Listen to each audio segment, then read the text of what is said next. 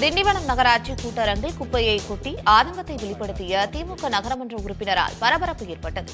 விழுப்புரம் மாவட்டம் திண்டிவனம் நகரமன்றத்தின் சாதாரண கூட்டம் 90 நாட்களுக்கு பிறகு நடைபெற்றது. இதில் திமுக நகரமன்ற உறுப்பினர் சின்னசாமி தனது வார்டில் குப்பை கொட்டுவதற்கு இடம் இல்லை என்றும், குப்பை அல்ல யாரும் வரவில்லை எனவும் கூறி நகரமன்றத்தில் தான் கொண்டு வந்த குப்பையை கொட்டி ஆதங்கத்தை வெளிப்படுத்தினார்.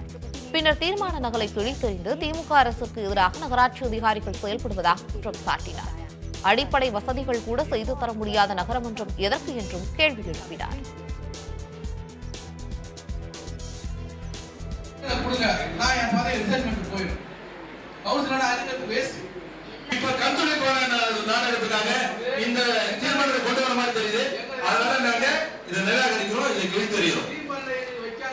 மக்களின் ஆக்கப்பூர்வ பணிகளுக்கான திட்டங்களை நீங்க செய்யணும்.